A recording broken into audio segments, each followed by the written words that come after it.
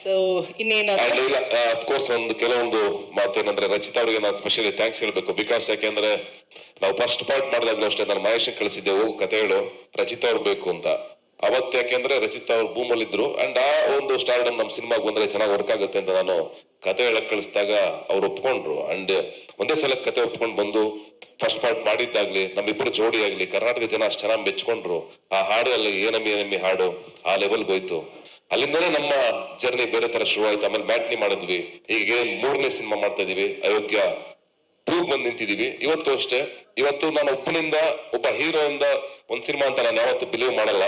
ಯಾಕೆಂದ್ರೆ ಆ ಹೀರೋಗೆ ನಾನು ಯಾವಾಗಲೂ ಬಿಲೀವ್ ಮಾಡೋದು ಒಳ್ಳೆ ಹೀರೋ ಇರ್ಲೇಬೇಕು. ಆ ಜೋಡಿ ಇದ್ರೇನೆ ಆ ಸಿನಿಮಾಗೆ ಒಂದು ತೂಕ ಬರೋದು. ಆ ತೂಕ ಬರ್ಬೇಕು ಅಂತಂದ್ರೆ ರಚಿತಾ ಅವರ ಒಂದು ಸ್ಟಾರ್ಡಮ್ ಆಗ್ಲಿ ಅಥವಾ ಅವ್ರಿಗಿರುವಂತ ಒಂದು ಏನೋ ಇಲ್ಲಿವರೆಗೂ ಅವ್ರು ಕ್ರಿಯೇಟ್ ಮಾಡ್ಕೊಂಡ್ ಬಂದಿರುವಂತ ಒಂದು ಜರ್ನಿ ಇದೆಯಲ್ಲ, ಒಬ್ಬ ಹೆಣ್ಮಗಳಾಗಿ ತಾನೇ ಒಬ್ಬಳೆ ನಿಂತ್ಕೊಂಡು ಇಷ್ಟು ವರ್ಷದ ಜರ್ನಿನಲ್ಲಿ ಇಷ್ಟು ವರ್ಷ ಒಬ್ಬ ಹೀರೋ ನಿಂತ್ಕೊಳ್ಳೋದಾಯ್ತಲ್ಲ, ಅದು ತುಂಬಾ ಕಷ್ಟ. ಚಿತ್ರರಂಗದಲ್ಲಿ ನಮ್ಗೆಲ್ಲ ಗೊತ್ತು ಎಷ್ಟು ಜನ ಹೀರೋಗಳು ನಿಂತ್ಕೋತಾರೆ, ತುಂಬಾ ಕಷ್ಟ, ತುಂಬಾ ರೇರ್. ರಮ್ಯಾ, ರಕ್ಷಿತಾ, ರಚಿತಾ, ರಾಧಿಕಾ, ಅದ್ರ ಹಿಂದ್ಗಡೆ ಹೆಸರುಗಳು ಹೇಳ್ತಾ ಹೋಗ್ಬೋದು.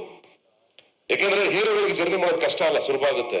ಎಲ್ಲವೂ ಸುತ್ತ ಸೆಕ್ಯೂರ್ ಆಗಿರುತ್ತೆ. ಹೀರೋಯಿನ್ಗಳಿಗೆ ತುಂಬಾ ಕಷ್ಟ ಇರುತ್ತೆ. ಒಬ್ಳು ಹೆಣ್ಮಗಳು ಮನೆಯಿಂದ ಆಚೆಗೆ ಬಂದು ಸಿನಿಮಾ ಮಾಡುವಂತದ್ದು ಕಷ್ಟ. ಫಸ್ಟ್ ಎಲ್ಲ ಸಿನಿಮಾ ಮಾಡ್ತಾರೆ ಹೆಣ್ಮಕ್ಳು ಅಂದ್ರೆ ಅಯ್ಯೋ ಬಾರಿ ಕೆಟ್ಟ ಕೆಲಸ ಅನ್ನೋ ಇವತ್ತು ಸಿನಿಮಾ ಮಾಡಕ್ ಕಾಂಪಿಟೇಷನ್ ನಿಂತಿದ್ದಾರೆ ಎಲ್ರು ಹೆಣ್ಮಕ್ಳುಗಳು. ಅದು ಖುಷಿ ಆಗುತ್ತೆ.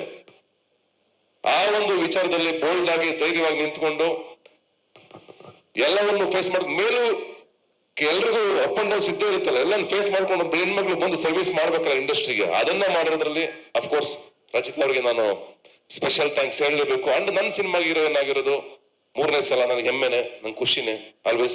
4ನೇ ಸಿನಿಮಾನು ಮಾಡೋಣ, ಪಾರ್ಟ್ 3, ಪಾರ್ಟ್ 4, CM ಆಗೋರ್ಗು PM ಆಗೋರ್ಗು ಬಿಡಲ್ಲ ನಿಮ್ನ.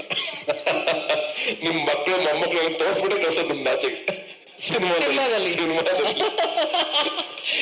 ಖುಷಿ ಆಯ್ತು. ಹಾಗಾಗಿ ಕಡೆಗೆ ಇಲ್ಲ ನಾನು ಇದೊಂದು ವಿಚಾರ ಹೇಳಬೇಕು. TR ಚಂದ್ರಶೇಖರ್ ಅವ್ರು ನೆನ್ಸ್ಕೋಬೇಕು. ನಾವು ಅಯೋಗ್ಯ ಮಾಡ್ಬೇಕಾದ್ರೆ ಫಸ್ಟ್ ಪಾರ್ಟ್ಗೆ ಬಂದು ಜೊತೆಯಾಗಿ ನಿಂತ್ಕೊಂಡ್ರು. ಅದನ್ನ ನಾನು ಯಾವತ್ತು ನೆನ್ಪಿಟ್ಕೋತೀನಿ ಸರ್. ಅವತ್ತು ನೀವು ಬಂದಿದ್ದು ಬಹಳ ಇಂಪಾರ್ಟೆಂಟ್ ಮೂಮೆಂಟ್ ನನ್ನ ಲೈಫ್ ಅಲ್ಲಿ, ನನ್ನ ಕರಿಯರ್ಗೆ. I am very happy. Thank you so much. And ಇವತ್ತು ಆಕ್ಚುಲಿ ಮುನಗೌಡರು ಕೊಡಕ್ಕಿಂತ ಮುಂಚೆ ಬೇರೆಯವರೆಲ್ಲ ಅಡ್ವಾನ್ಸ್ ಕೊಟ್ಬಿಟ್ಟಿದ್ರು ನನಗೆ. 1-2-3 ಅಡ್ವಾನ್ಸ್ ಇದೆ ನನ್ನ ಹತ್ರ ಅಯೋಗ್ಯ 2ಗೆ ಅಂತ.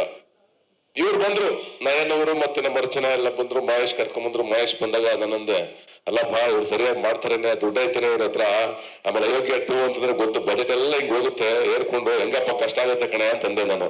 ನನಗೂ ಗೊತ್ತಿಲ್ಲ ಸರ್ ಅಂದ. ನೀ ಬರೀ ಹಿಂದೆ ಹೇಳ್ತೀರ, ನನಗೂ ಗೊತ್ತಿಲ್ಲ ಅಂತ ಹೆಂಗಪ್ಪ ಅಂತಂದೆ. ಅದಾದ್ಮೇಲೆ ಬಂದ್ರು, ಪಕ್ಕದಲ್ಲಿ ಕೂತ್ಕೊಂಡ್ರು. ಏನ್ ಕಾನ್ಫಿಡೆಂಟ್ ಮಾತಾಡ್ತಿದ್ರು. ಸ್ವಲ್ಪ ನನಗೆ ನಮ್ಮ ಉಮಾಪತಿ ಅವ್ರ ತರ ಕಂಡ್ರು ಇವರು. ಅಂದ್ರೆ ಏನ್ ಕಾನ್ಫಿಡೆನ್ಸ್, ಎಷ್ಟಾರಾಗಲಿ ಸರ್, ಅದೇ ಎಷ್ಟಾರಾಗಲಿ ಸರ್, ಒಳ್ಳೋಣ ಸರ್, ಮಾಡೋಣ ಸರ್, ಹಂಗೆ ಸರ್, ಹಿಂಗೆ ಸರ್ ಅಂತ. ಕೆಲವ್ರು ಮಾತಾಡ್ತಾರೆ ಕಣೆ, ಒಳಗಡೆ ಇದೆಯಲ್ಲೋ ಗೊತ್ತಿಲ್ಲ, ಜೇಬಲ್ಲಿ ದುಡ್ಡಿದೆಯಲ್ಲೋ ಅಂತ. ಒಂದ್ ಮೆಸೇಜ್ ತೋರಿಸು ನನ್ನ ಪಕ್ಕದಲ್ಲಿ ಕೂರ್ಸ್ಕೊಂಡು. ಸರ್ ಅಂತಂದ್ರೆ ಒಂದ್ ದಿವಸ, ಏನ್ ಸರ್ ಅಂತಂದೆ.